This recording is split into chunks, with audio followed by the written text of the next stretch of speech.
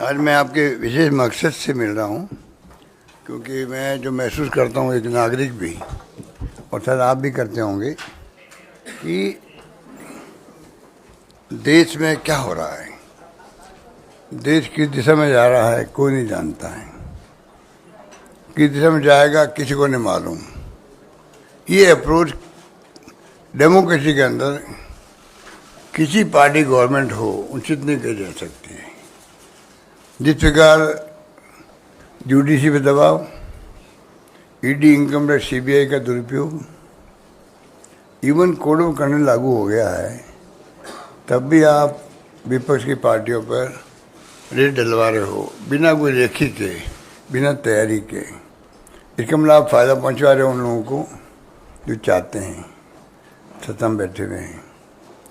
मैंने टाइम मांगा था डायरेक्टर ईडी से, डायरेक्टर सीबीआई से और चेयरमैन सीबीडीटी से। जब राहुल गांधी जी को यहाँ पर 50 घंटे पूछताछ करी गई, पहले दिन ही टाइम मांगा मैंने सिर्फ। जब शुरुआत हुई थी तो मैं उचित नहीं है मैं जाके मिलूँ उनसे, और पूरे देश को गर्व है सीबीआई पर, इनकम टैक्स डिपार्टमेंट पर और ईडी पर भी, जो अपना कानून का काम करी। प्रीमियर एजेंसियाँ देश की है। ये जुडिशरी का इम्पोर्टेंस है, जुडिशरी के मामलों में उसी प्रकार से फाइनेंशियल मामलों के अंदर, इरेगुलरिटीज के अंदर, क्राइम के अंदर तीनों एजेंसियों की इम्पोर्टेंस है। इम्पोर्टेंस खत्म होगी, क्रेडिबिलिटी कम होगी, तो नुकसान किसको है? देश को है। क्यों बनी एजेंसी है? एजेंसी जिस मकसद से बनी है वो मकसद पूरा होगा तब देश का हित होगा। अगर क्रेडिबिलिटी कम हो जाएगी एजेंसियों की, जो आज सीबीआई की हो चुकी है, पहले हर सीबीआई का नाम लेता था। कोई घटना दुर्घटना होती थी राज्यों में तो कहते सीबीआई को इंक्वायरी करवा दे दीजिए। और था तो सीबीआई का था, अब शिफ्ट हो गया ईडी पर हो गया। ईडी का काम है फाइनेंशियल इरेगुलरिटीज के ऊपर कार्रवाई करना। सुप्रीम कोर्ट में सुनवाई हो रही है, वहाँ जल्दी फैसला होना चाहिए। जो अधिकार दे दिए गए सीबीआई को अरेस्ट करने के, अटैच करने के, कुर्की करने के, उसके ऊपर बहस चल रही है। जहाँ तक मेरे को नॉलेज है वो फैसला जल्दी होना चाहिए। उससे बहुत बड़ा नुकसान हो रहा है, लोग हैरेस हो रहे हैं देश के अंदर। जो पहले इंडस्ट्रियलिस्ट बड़े बड़े होते थे और जहाँ बैंकों के अंदर और सब जगह अगर प्रूव हो जाती थी रेगुलरिटीज तो ईडी घुसती थी वहाँ पर। अब पॉलिटिशियन में घुसने लग गई है सब जगह। महाराष्ट्र के अंदर देख लीजिए, दिल्ली में देख लीजिए, राज्यों में देख लीजिए, छत्तीसगढ़ में देख लीजिए, जहाँ जहाँ चुनाव आते हैं ईडी पहले पहुँचती है। ये जो मैंने उस वक्त टाइम मांगा था तीनों से, मैं मिलना चाहता हूँ आपसे आकर के।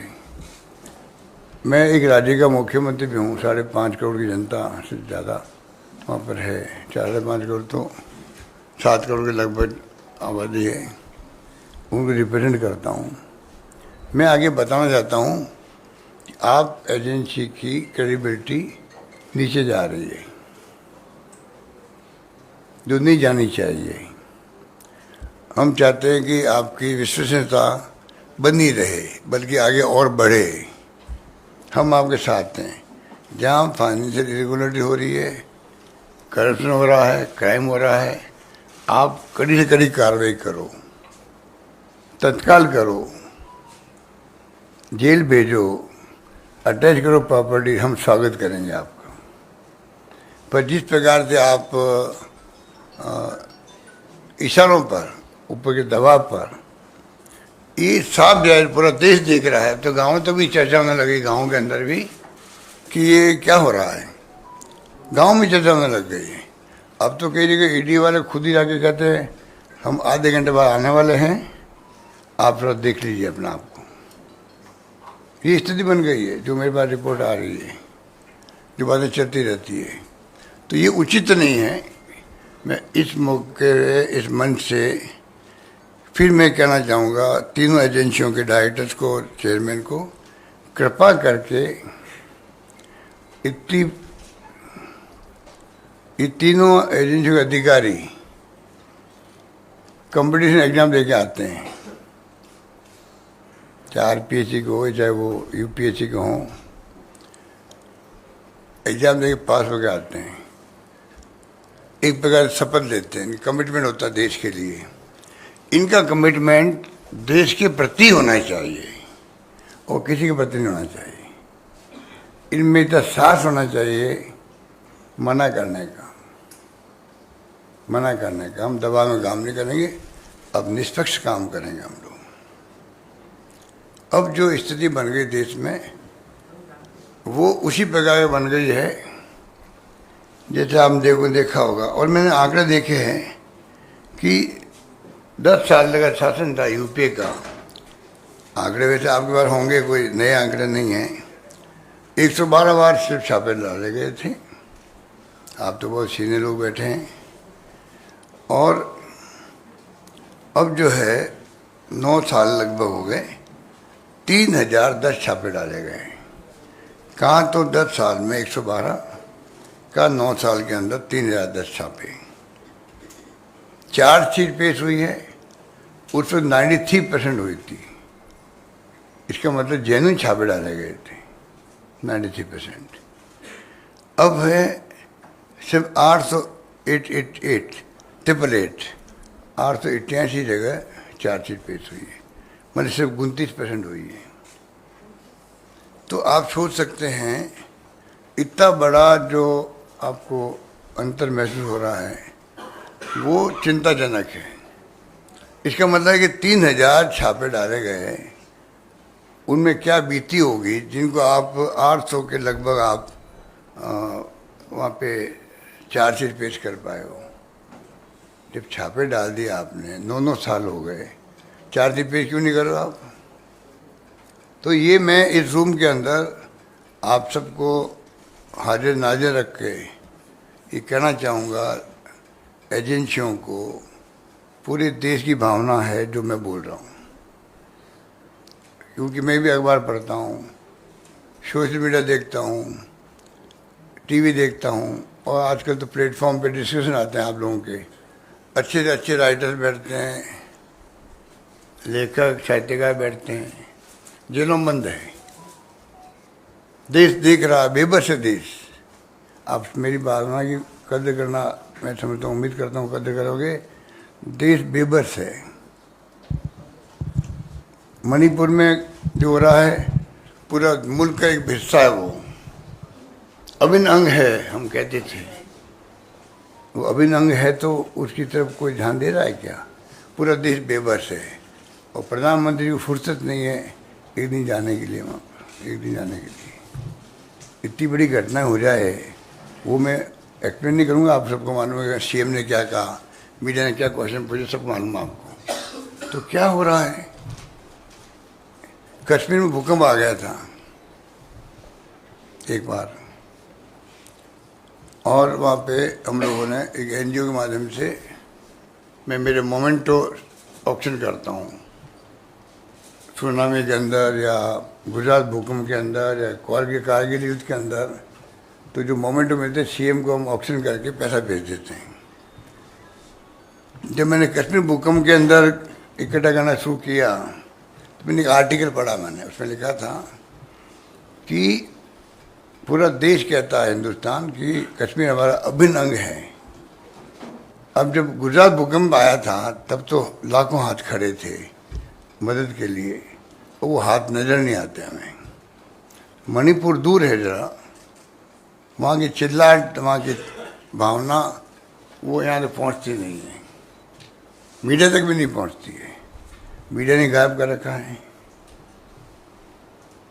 तो आप सोच सकते हैं कि राहुल गांधी बार बार मोदी जी का, अडानी जी का नाम क्यों लेते हैं, मणिपुर का नाम क्यों लेते हैं? क्या एक विपक्ष के नेता का अधिकार नहीं है क्या वो अपनी बात कहे तो उसको रिस्पॉन्स करे? मुझे आप बता दीजिए, मेरे तो क्या बहुत लंबा अर्सा हो गया राजनीति में, कोई भी घटना दुर्घटना हो, विपक्ष बोलेगा उसका धर्म भी होना चाहिए, उसी डेमोक्रेसी मजबूत होती है।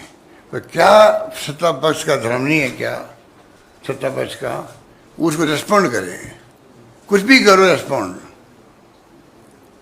राजीव गांधी जी के वक्त में एक बार मीडिया को लेके एक फैसला हो गया था, आपने आवाज़ उठाई, राजीव गांधी ने वापस वो ले लिया। ये डेमोक्रेसी है।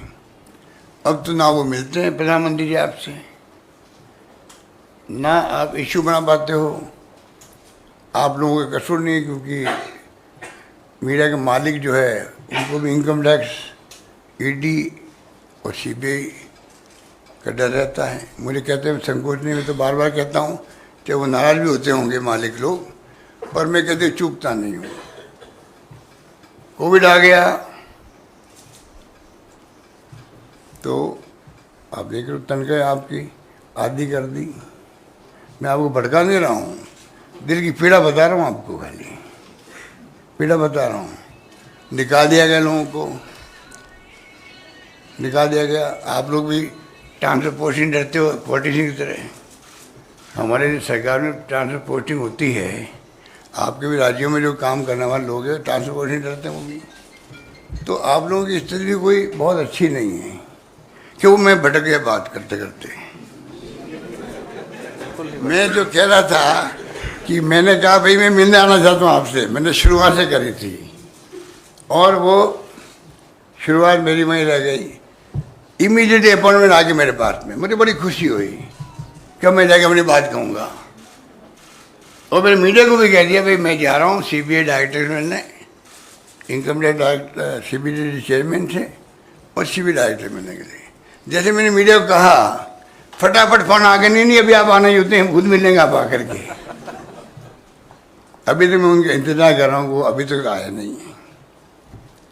कब आएंगे मुझे पता नहीं। आएंगे, मैं चाय पिलाऊंगा, उनसे गपशप करूँगा, बताऊँगा कि मैं क्या फील करता हूँ।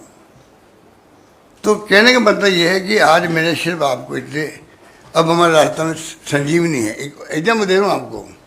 संजीवनी नाम का एक घोटाला बहुत बड़ा राजस्थान होगा, लोग जेल में बैठे हुए हैं। गजेंद्र शेखावत का जो नाम है केंद्रीय मंत्री, वो उसमें शामिल है, आरोपी है। उन्होंने मेरे खिलाफ डिफेमेशन केस कर रखा है दिल्ली में, वो अलग बात है। पर मैं पूछना चाहता हूँ, हमारी एसओजी ने FIU जो होता है फाइनेंशियल मिनिस्ट्री के अंदर, फाइनेंशियल इरेगुलरिटीज यूनिट, उनको 50 बार टेलीफोन किए, लिख के भेजा भाई आप हमारी इमदाद करो, क्योंकि फाइनेंशियल का ट्रांजेक्शन विदेश के अंदर भी है इसका। कोई कार्रवाई नहीं करी। एक बार जवाब दिया, रुक गए। उसके बाद में ईडी जो है, ये ईडी का केस परफेक्ट बनता है, फाइनेंशियल ट्रांजेक्शन है, वहाँ ईडी नहीं घुस रही है, वहाँ नहीं घुस रही ईडी घुस रही। तो ये जो स्थिति बन रही है देश के अंदर, मैं समझता हूँ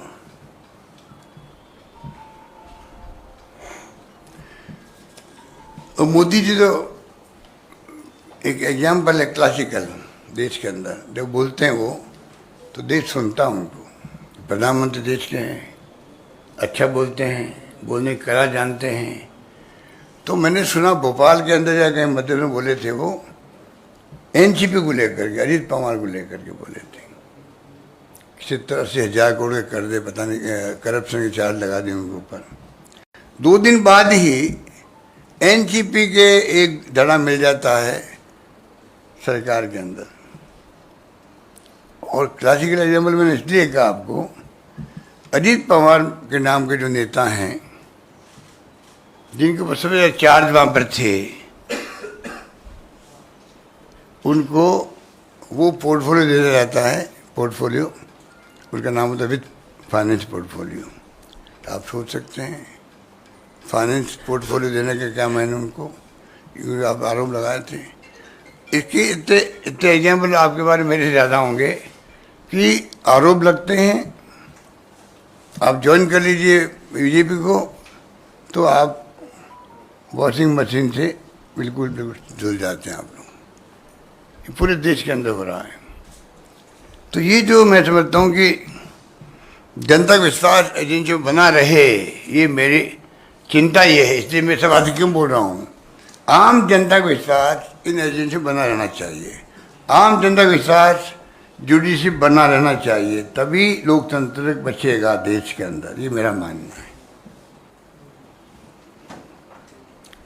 और मैंने कह दिया आपको कि जो मॉडल कोड ऑफ कंडक्ट लगा है, उसके बाद में भी आप छापेमारी करवा रहे हो, तो आप उनको पक्ष कर रहे हो। इलेक्शन कमीशन ऑफ इंडिया को आगे आना चाहिए, जब वो कलेक्टर एसपी को बदल सकता है, उनको डाउट भी होता है भाई ये एसपी कलेक्टर जो है एंगुलरिटी वाले हैं या इन्होंने काम ढंग से नहीं किया है, तो आप छापे रखवाइए। अभी ये कोई हत्या तो किसी ने की नहीं, वो भग जाएगा हत्यारा, फाइनल इरेगुलरिटीज है, आज तो कल पकड़ लेना उनको वापस आकर के, और ज़्यादा तकीका कर लीजिए, ये बात थी। बाकी तो आपको मैं समझ सकता हूँ कि सोनिया गांधी जी को, राहुल जी को, खड़गे साहब को, मतलब इतनी गिरावट आ गई देश के अंदर पक्ष विपक्ष के संबंध जो थे कोई जमाने के अंदर, जब इंदिरा जी या राजीव गांधी थे और वाजपेयी जी थे, और आज राजनीति का फर्क आ गया। कहाँ तो कितनी कटुता होती थी हाउस के अंदर, उसके बाहर भी, तभी संबंध होते थे डेमोक्रेसी के इंटरेस्ट के अंदर, और वो सब संबंध खत्म हो गए, दुश्मन है हम आपस के अंदर। प्रधानमंत्री मोदी जी और उनके नंबर 2 अमित शाह जी, वो विपक्ष को दुश्मन समझते हैं, उस प्रकार का व्यवहार कर रहे हैं, पूरा देश देख रहा है। वक्त आने पर यह सबक सिखाएगा, ये समझ नहीं पाएंगे, मेरा मानना है। वक्त आने पर, क्योंकि जनता का रोबस्ट कॉमन सेंस देश के अंदर एक्स्ट्रा ऑर्डिनरी है, अनपढ़ होंगे, कम पढ़े लिखे होंगे, अकल होशियारी के अंदर हमारे देश की जनता बहुत आगे, बहुत आगे। धन्यवाद। कुछ क्वेश्चंस लेंगे अदिति, एक एक करके सबसे बोलिए। कनिका।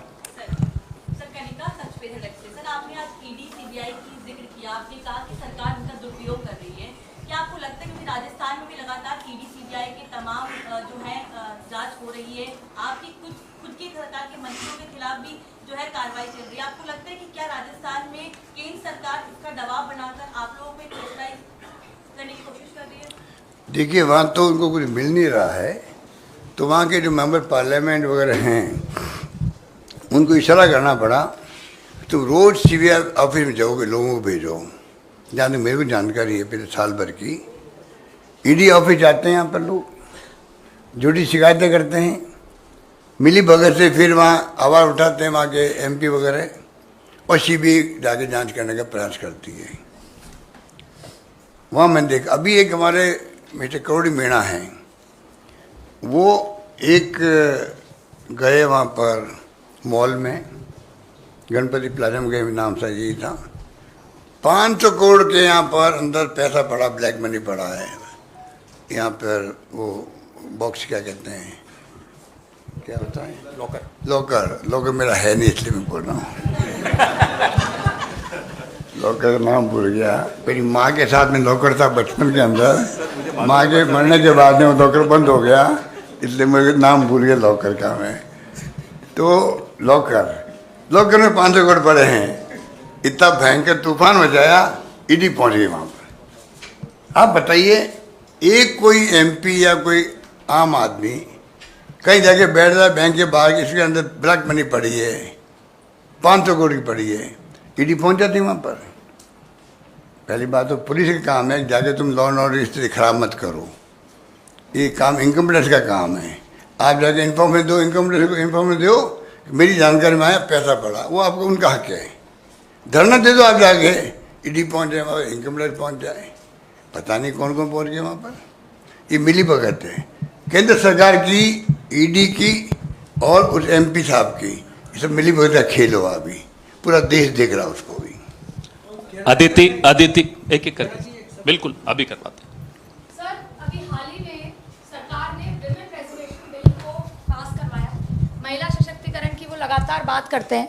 अगर राजस्थान का जिक्र करें तो वहां पर उनके पास महिला भी हैं जो पूर्व में मुख्यमंत्री भी रह चुकी हैं, लेकिन उनको लगातार इग्नोर किया जा रहा है, टिकट उनके जो लोगों की काटे जा रही है, इसको आप कैसे देखते हैं? वसुंधरा जी को इग्नोर कर रहे हैं, महिलाओं की बात करते हैं बीजेपी वाले। देखिए, वो उनकी पार्टी का अंदरूनी मामला, मेरा कोई कमेंट नहीं करना चाहूँगा मैं। एक सेकंड, संजीव चोपड़ा। सर हाँ, पर अदिति जी, मैं आपका नाम अदिति जी, मैं कहना चाहूँगा मेरे कारण उनको सजा नहीं मिलनी चाहिए। मेरे कारण उनको सजा नहीं मिलनी चाहिए, ये अन्याय होगा उनके साथ में। एक किस्सा बताना चाहता हूँ, आपके पास टाइम तो है ना? पूछ देता हूँ भाई, जनरली नेताओं के पास टाइम नहीं होता है, मैं आपको पूछ देता हूँ।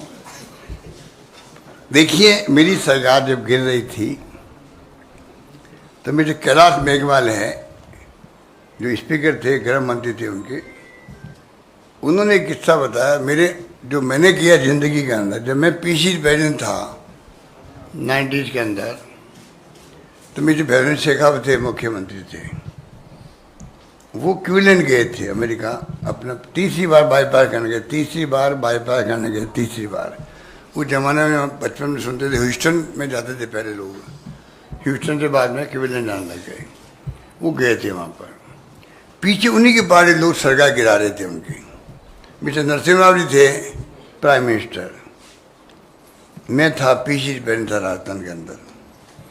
मेरे पास भी वो लोग आए, साहब हम तय किया हमारी पार्टी में रिवोल्ट करके सरकार गिराने का। तो मैंने कहा भाई, एक आपका नेता बीमारी है, सीरियस से मैंने सुना वहाँ पर, 3rd टाइम गए हैं, और आप पीछे ये जो कर रहे हैं हरकत, मैं इसको उचित नहीं मानता। मैंने पीएम नरसिम्हा जी को जाके कहा, क्योंकि मैं उनका केंद्रीय मंत्री रह चुका था, टेक्सटाइल मिनिस्टर था मैं। तो मैंने कहा कि भाई मैं ये सुना, उनको मालूम पड़ गया था। उन्होंने मुझे पूछा, मैं कहा ये उचित नहीं कर सकता, उनको मैंने रोका। और बलीराम भगत थे हमारे गवर्नर, उनको मैंने कहा कि ये सुन रहे हैं, ये उचित नहीं है। एक तो वो था जो गवर्नर को, प्राइम मिनिस्टर को, सबको कह रहा। कैलाश मेघवाल को ये बात की जानकारी थी, वो नंबर 1 थे शेखावत साहब के। उन्होंने अभी जब क्राइसिस हमारा आया तो उन्होंने कह दिया ये बात भी कि हमारे यहाँ परंपरा कभी नहीं रही है इस प्रकार सरकारें टॉपर करने की। इतना ही उन्होंने स्टेटमेंट दिया। मेरे मुंह से निकल गया एक मीटिंग के अंदर, क्योंकि वसुंधरा जी के जो फॉलोअर एमएलए थे वो भी लॉबी मिलते हैं हम लोगों से, कहीं मिल जाते हैं। तो उन्होंने, उनके मुंह निकल गया होगा भाई हमारे मुख्यमंत्री जो एक्स मुख्यमंत्री है वसुंधरा जी है, वो भी इसी विचार के जो कैलाश जी ने कहा है। इतने मेरे पास इंफॉर्मेशन थी उनकी।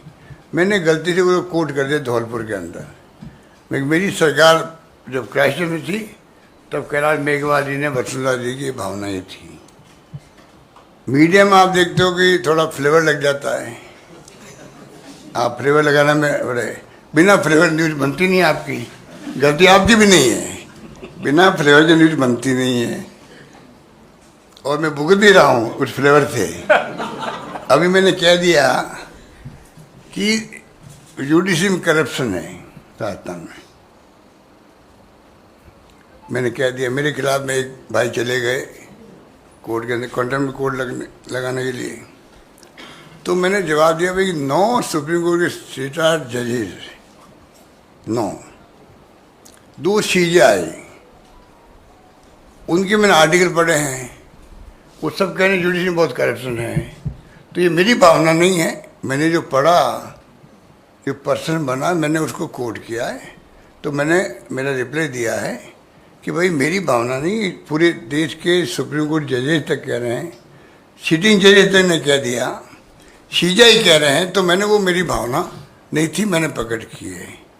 फिर भी अगर कोर्ट को लगे जुडिशरी को सम्मान करना हमारा फर्ज बनता है, और मेरा कमिटमेंट है कि जुडिशरी मजबूत होगी, देश में डेमोक्रेसी बचेगा। जब मैं ये बात कहता हूँ तो मैंने कहा फिर भी अगर आपको लगे कि मैंने इसमें कंटेम्प्ट किया है तो मैं अनकंडीशनल अपॉलॉजी मांगता हूँ, मैंने लिख के दे दिया।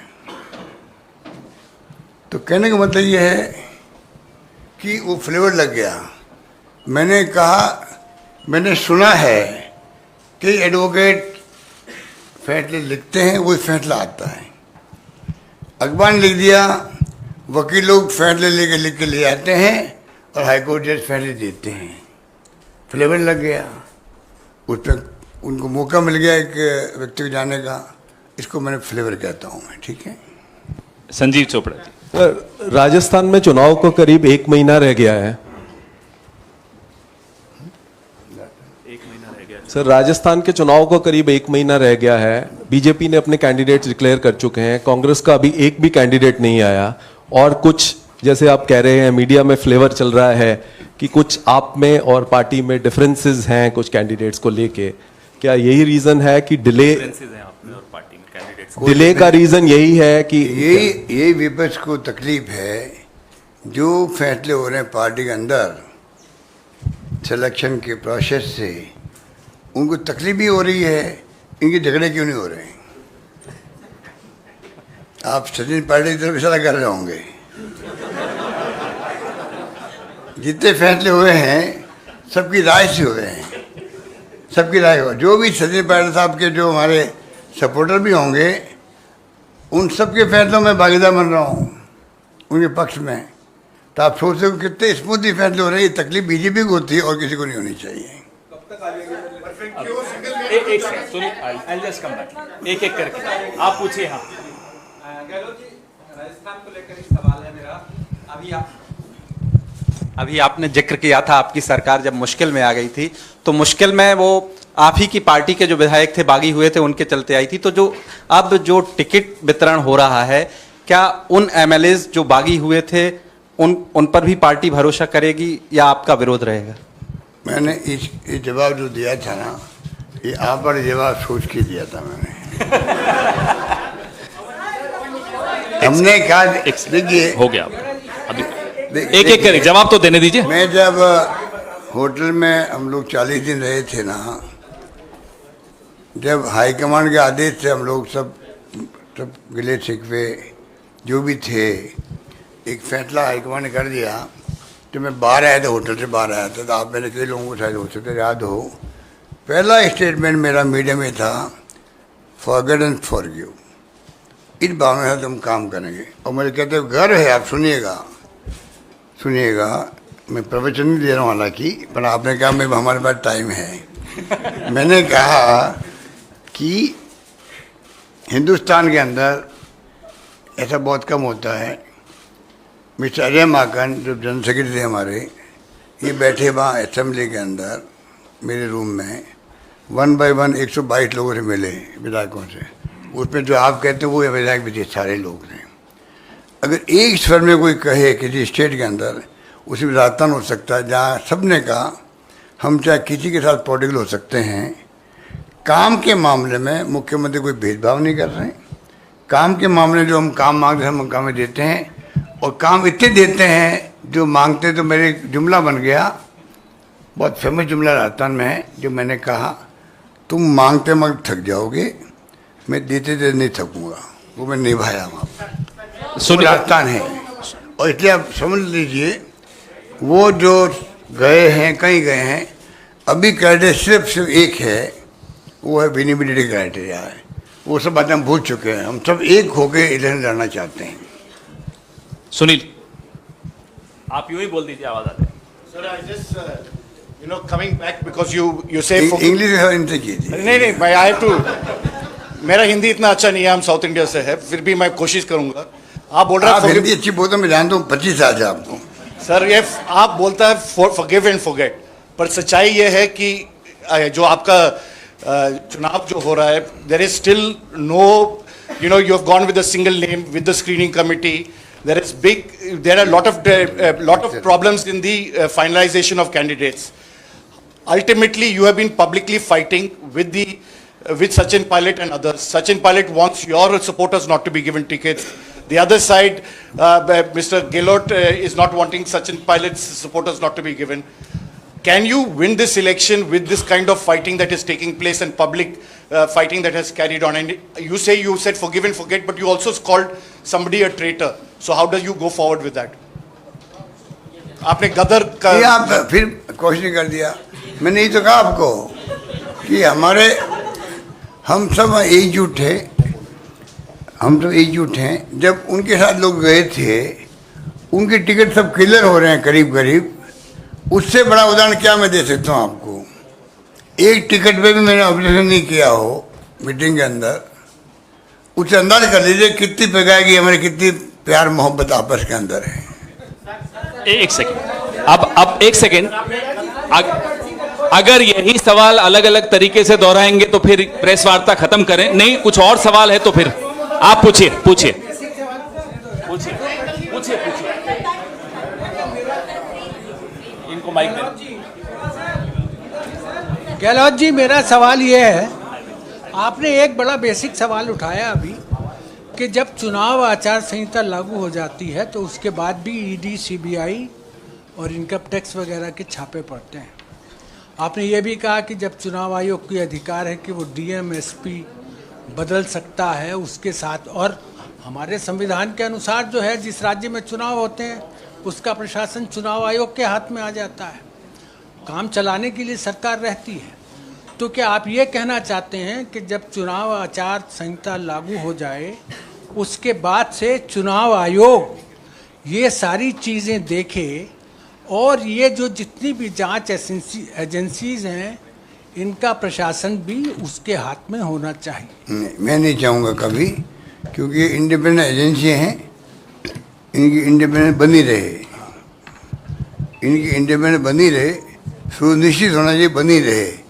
पर कुछ बातें ऐसी होती है जब आप दबाव में काम कर रहे हैं और बगैर कोई जांच पड़ताल के रेखी के अगर आप दबाव में इस प्रकार का माहौल बनता है, इलेक्शन कमीशन इसको देखना चाहिए, बात करना चाहिए। नंबर एक।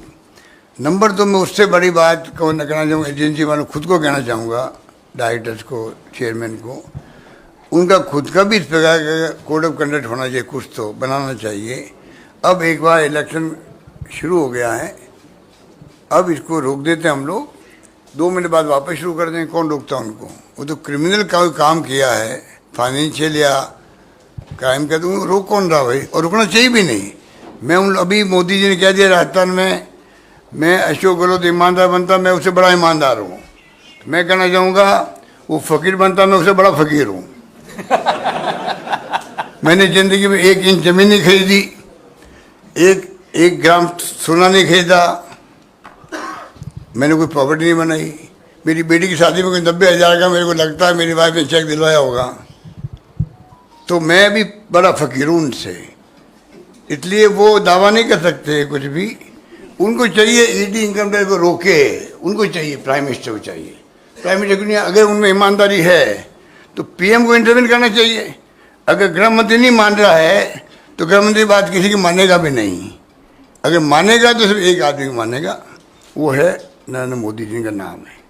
मानना चाहिए, करना चाहिए। बहुत गलत काम कर रहे हैं और देश उनको माफ़ नहीं करेगा, मेरा मानना है। मौसमी गहलोत साहब, आपको जादूगर बुलाया जाता है, सियासी जादूगर। तो ये बताइए, अगर कांग्रेस की सरकार आती है, आपकी सरकार आती है राजस्थान में, तो क्या अशोक गहलोत दोबारा घोड़ा चढ़ेंगे या फिर राजस्थान से रुख मुंह मोड़ के दिल्ली की ओर आएंगे? टायर या रिटायर होने वाले अशोक गहलोत या नहीं होने वाले? देखिए, ये बोला अगली बार घोड़ा आप ही चढ़ेंगे। देखिए, नाम क्या मौसमी जी, आप मुझसे बेंगलुरु में बहुत गपशप कर चुकी हो। जब मैं वहाँ ऑब्जर्वर था पिछले चुनाव के बाद में, तो मैं आपको उस लिहाज से जानता हूँ, ठीक है ना? आपने क्वेश्चन पूछा है, उसका जवाब ये है, पता नहीं मुझे यहाँ देना चाहिए, पर क्योंकि फ्रेंडली माहौल है इसलिए मैं कुछ भी कह सकता हूँ और मुझे माफ़ करेंगे आप सब लोग, ठीक है? कि मुझे सोनिया गांधी ने चूज़ किया पहली बार। सोनिया गांधी जी के अध्यक्ष बनने के बाद में पहला निर्णय उन्होंने किया है देश के अंदर, वो किया अशोक गहलोत मुख्यमंत्री बने। उन्होंने कुछ सोच समझ के मेरी परफॉर्मेंस देख के पीसी प्रेसिडेंट, में उस वक्त पीसी प्रेसिडेंट था, मैं उम्मीदवार नहीं था मुख्यमंत्री पद का, और कांग्रेस में उम्मीदवार नहीं बनना ज़्यादा बेहतर रहता है। जो उम्मीदवार होता है वो कभी मुख्यमंत्री बनता नहीं है। तो उन्होंने जो है मुझे सेलेक्ट किया और मैं मुख्यमंत्री बना। हार गया, खूब कैंपेन किया, सोनिया गांधी जी ने अकाल सूखे के अंदर खूब दौरे किए, तब भी चुनाव हार गए। कई कारण है, वो कारणों में अभी नहीं जाना चाहता। फिर वापस मुझे मौका दिया AICC के अंदर, फिर वापस भेजा मुझे मुख्यमंत्री बना के, फिर चुनाव हार गए। और हार बुरी तरह से हुई हमारी। 21 पे आ गए हम लोग। जब मोदी जी आए, प्राइम मिनिस्टर बनने का माहौल बना इनको बनाया चेहरा BJP ने, RSS ने। पहले कैबिनेट कमेटी चेयरमैन मार्च 8 के अंदर, और सितंबर में बना दिया 8 के अंदर ये प्राइम मिनिस्टर के उम्मीदवारों, नहीं सॉरी 12 के अंदर, 12-13 के अंदर, ठीक है ना, 12 के अंदर, 13 के अंदर, 13 के बना दिया। और वो उस वक्त में माहौल ऐसा बना कि दिल्ली में हम लोग चुनाव हार गए, बेटा हमारे साथी। तो जब चुनाव दिल्ली में आ रहे, वैसे हम लोग राजस्थान, मध्य प्रदेश, राजस्थान और दिल्ली जब हमारी सरकारें थी हम हार गए। और मध्य प्रदेश और छत्तीसगढ़ की सरकारें जाने वाली थी, वो उस माहौल में बच गई। थर्ड टाइम ये हुआ था। तो तीसरी बार मुझे मुख्यमंत्री फिर चांस मिल गया। अभी मैंने मैंने हमारे वहाँ 25 लाख का बीमा है। मुझे कहते गर्व है कि देश में नहीं, दुनिया में कहीं नहीं होगा, जो राहुल गांधी जी ने कहा था यहीं पर अभी, कि राइट टू हेल्थ एक्ट बना दिया हमने मांग की प्रधानमंत्री जी से।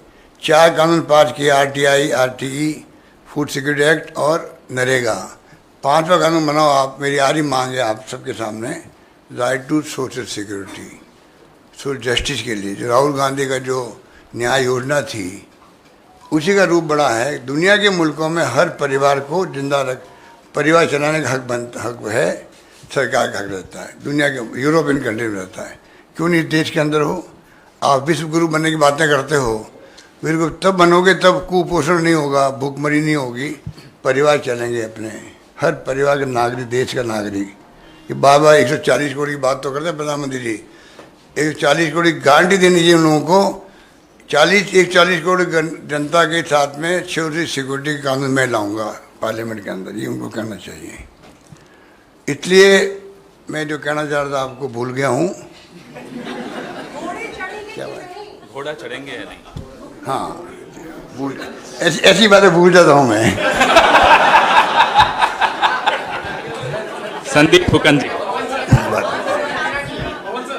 बस बोलने दीजिए पूरी बात की बात है। एक सेकंड, जवाब तो खत्म होने दीजिए। उसका नाम ही मौसमी है, तो मौसमी को मना कैसे कर सकते हैं। तो मैं मौसमी कह रहा था, 30 बार मुख्यमंत्री बना, तो अभी मैंने हार्ट ट्रांसप्लांट कर रहा। हार्ट आपने सोशल मीडिया में देखा भी होगा शायद कुछ लोगों ने, वो लेडी बोल रही है क्या मेरा हार्ट ट्रांसप्लांट हुआ फ्री के अंदर। हमारे वहाँ घुटने, हार्ट, लीवर, किडनी सब फ्री हो रहा है। हार्ट मतलब सब कुछ फ्री है राजस्थान, कोई सोच नहीं सकता। वो माहौल है राजस्थान के अंदर इलाज का, कोई सोच भी नहीं सकता, फ्री इलाज है। तो उसने कहा साहब भगवान करे आप वापस मुख्यमंत्री बने, 4थी बार मुख्यमंत्री बने। तो मैंने उनको कह दिया सुनो भाई माता जी, आप जो है आप बताइए, आपका हार्ट ट्रांसप्लांट हो गया, मैं मुख्यमंत्री पद छोड़ना चाहता हूँ, पर ये पद मुझे नहीं छोड़ रहा है। अब तुम समझ जाओ कितनी हिंदुस्तान में कितने मुख्यमंत्री की हिम्मत है जो ये कहे कि मैं पद छोड़ना चाहता हूँ, पद मुझे नहीं छोड़ रहा। बता दीजिए कितने मुख्यमंत्री है इतिहास में, कभी किसी ने कहा क्या? मैं कह रहा हूँ मैं छोड़ना चाहता हूँ, आज ही कह रहा हूँ छोड़ना चाहता हूँ, ये पद मुझे नहीं छोड़ रहा है और शायद छोड़ेगा भी नहीं। 2-3 और ले लें सर। संदीप फुकन जी, एक सेकंड, माइक ऑन में दीजिए, सबको मिलेगा। गहलोत साहब ने कहा भी उनके पास समय है, सबके सवाल ले रहे हैं। संदीप फुकन जी को दीजिए। नहीं सर, अभी आपने कहा कि जो पायलट साहब के सुनिए एक बार, मैं बीच में बोल रहा हूँ। मैंने आपको मौसमी जी खाली मजाक बात सुने, मैंने कहा मजाक के अंदर कि मेरा मतलब पद छोड़ने का मतलब ये है, छोड़ना नहीं, छोड़ नहीं रहा है, कि मुझ पर इतना विश्वास हाईकमान ने किया है। रेयर होता है देश के अंदर, कुछ तो कारण होंगे, कुछ कारण होंगे कि सोनिया गांधी, राहुल गांधी, अगर प्रियंका गांधी मुझ पर विश्वास कर रही है, जो ये फैमिली है जो कांग्रेस को एकजुट रखे हुए हैं, कुछ तो कारण होंगे भाई कि मुझे क्यों बनने का मौका मिला है, कुछ तो कारण होंगे। तीसरी बार इतने मैंने कहा कि मेरे लिए अभी जो है देश में जो हालात बन रहे हैं, जिसके लिए राहुल गांधी संघर्ष कर रहा है, राहुल गांधी एक मत नेता है जो मुकाबला कर रहे हैं नरेंद्र मोदी जी का, तो हमारा फर्ज बनता है कि हम जो है कोई पद की बात करने के बजाय उनके हाथ मजबूत करें, देश हित के अंदर, देश बचना चाहिए, ये मेरी प्रायोरिटी है। अब उसके अंदर कोई पार्टी फैसला करती है वो हमें सबको मंजूर होता है, मेरा भावना ये थी। मतलब सर अभी आपने कहा कि फॉरगेट एंड फॉरगिव, इधर आपके सामने कौन बोल रहा है, सॉरी। हाँ, तो आपने अभी कहा कि फॉरगेट एंड फॉरगिव का अप्रोच लेके आप चल रहे हैं, और जो सचिन पायलट के समर्थक है, अभी आपने कहा कि लगभग उनके टिकट्स भी क्लियर हो रहे हैं। तो अभी हाल ही में हिंदू कोई आपके प्रदेश अध्यक्ष ने कहा लगभग 30% टिकट काटे जाएंगे। तो जो काटे जाएंगे किस वजह से काटे जाएंगे, नॉन परफॉर्मेंस, एलिगेशन, और कितनी प्रतिशत आपके हिसाब से कितने टिकट्स काटे जाएंगे जो सिटिंग एमएलए हैं?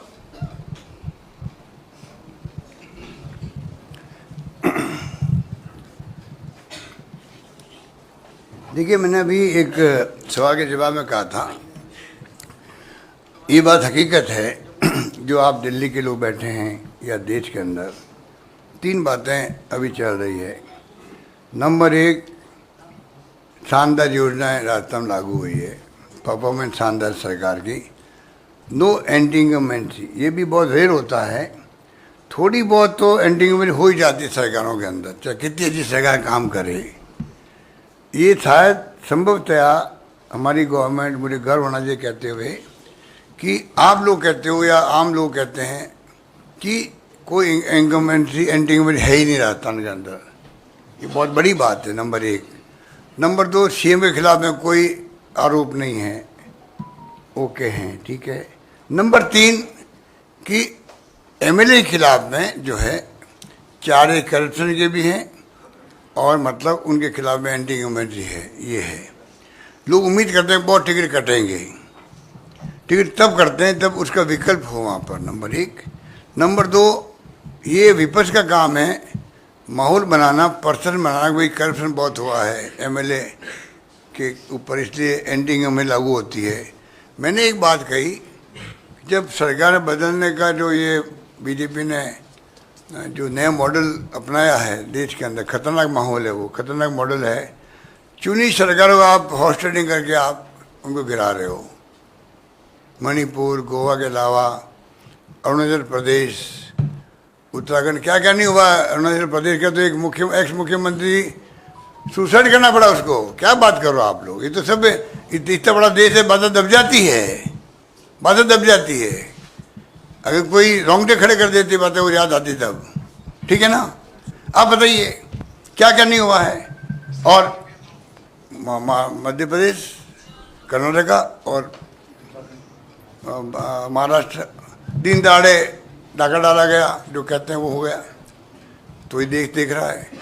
राजस्थान गवर्नमेंट बच गई हमारी, क्यों बच गई? एक तो हाईकमान का पूरा सपोर्ट मेरे साथ था, मिस्टर रणदीप सुरजेवाला, अजय माकन, वेणुगोपाल, डेरा डाल के बैठे, 40 दिन तक बैठ गए हमारे साथ में वहाँ पर, ठीक है। और दूसरा, वहाँ की जनता ने जो साथ दिया, जनता ने फ़ोन किया एमएलए को, क्योंकि 10-10 करोड़ मिले थे उनको, ऑफर 10 करोड़ की थी। आप बताइए हिंदुस्तान के इतिहास में मैं मांग रहा हूँ कॉन्फिडेंस वोट लेने के लिए, असेंबली बुलाओ, स्पीकर मना, गवर्नर मना कर रहा है। ऐसा कभी होता है? उल्टा हो गया, जनरल उल्टा होता है। वो कहते हैं कि आप क्योंकि विश्वास मत खो चुके हो इसलिए आप असेंबली बुलाइए, और मुख्यमंत्री जी रिलेक्टेंट रहते हैं। मेरे केस के अंदर उल्टा हो रहा था, हमें धरना देना पड़ा, गवर्नर उसमें आपको याद होगा, संघर्ष करना पड़ा, तब जाके वो डेट फिक्स हुई है असेंबली बुलाने की। विश्वास मत मैं ले रहा हूँ, और मुझे बुलाया नहीं जा रहा है। जब डेट फिक्स हो गई तो रेट बढ़ गई, 10, 20, 30, 40, ठीक है। और ये हकीकत है, जब मध्य प्रदेश के अंदर, कर्नाटक में, और आपका 50 एमपी चले गए आपके महाराष्ट्र के अंदर, सबके ऊपर ईडी फीडी के छापे डाले जा रहे थे। कोई 50 करोड़ की बात करे, कोई 35 करोड़ की बात करता वहाँ पर, ठीक है। तो ये स्थिति, तो मैं ही कहा जब मेरे एमएलए को ऑफर था पैसा 10 करोड़ रुपये पहली किस्त, और टच एंड गो था वो, ऐसा नहीं कि मैं कोई 20-25 लोगों लेके बैठा हूँ वहाँ पे एक्स्ट्रा, टच एंड गो का खेल था। तब भी 40 दिन तक उन्होंने साथ नहीं पाया। पब्लिक ने कहा फ़ोन कर करके, हमारे एमएलए साहब आपको 6 महीने रहना पड़ेगा रही होटल के अंदर, ये सरकार गिरनी नहीं चाहिए, जिसका मुख्यमंत्री अशोक गहलोत थे वहाँ पर। ये अगर कहे जनता उनको, एमएलए को, मुझे कहते थे सभी फ़ोन आ रहे कार्यकर्ताओं सबके, उस माहौल में मैंने सरकार बचाई। तो मैंने कहा मेरी चर्चा देश भर में पहली बार उस रूप में हुई है, तो इसलिए हुई है कि बाकी सरकारें गिर गई और राजस्थान सरकार ने बचा ली है, ठीक है। तो मैंने कहा अगर ये करप्ट होते एमएलए हमारे तो 10-10 करोड़ रुपये बहुत होते भाई। 10 करोड़ रुपये किसको क्यों मना करते, फिर वो वही पैसे ले लेते बाहर निकलने के लिए, बाहर निकलते हमारी सरकार गिर जाती। तो सरकार नहीं गिरी हमारी, तो मैं कैसे मानूँ करप्ट लोग थे, ये मैंने कहा उनको।